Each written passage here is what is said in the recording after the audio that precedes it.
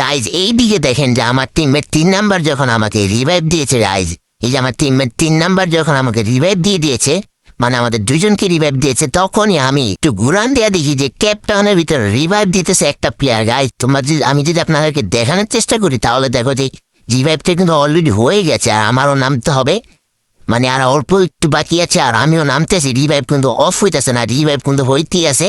দেখো গাইজ কোন সময় যে রিভাইভটা আমি আটকাই দিছি ভাই, তোমার একটু ভালো করে দেখো যে কোন সময় রিভাইভ আটকাই দিছি গাইজ। আমার কাছে তো জেট 3, তো হাগুর পালায় যেতে নিছিল, আমি হাগুরে দিলাম মায়া, আরুল আমার কাছে জেট 3 দিকে সেও গেছে নাইমা। আরে বেটা এই দেখ কি লেভেলে মার দেই তোরে, আগুরে মারো সাবার গাইজ। হাগুর টিম ওয়েপ আউট করে দিয়েছি। তো ওই দিকে মানে পিছন দিকে কিন্তু আরো একটা প্লেয়ার আছে।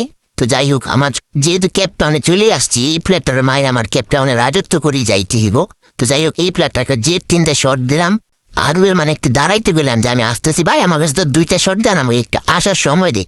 তো আলুটাকে একটু তাড়া ঘোরাইলাম, তখন আইসাই আমি দিলাম শটগানের 2টা শট, কিন্তু আমি কিলটার পাইলাম না, আমার টিমমেটই কিলটা নিয়ে গেল গাইজ। তো এইটা বিষয় না, বিষয় হইলো আমি যেই প্লেয়ারটার রিভাইভটা যে আটকাই দিলাম, ওই বিষয়টা তোমাদের কাছে কেমন লাগছে গাইজ? ভালো লাগলে অবশ্যই লাইক কমেন্ট শেয়ার করবেন। আল্লাহ হাফেজ।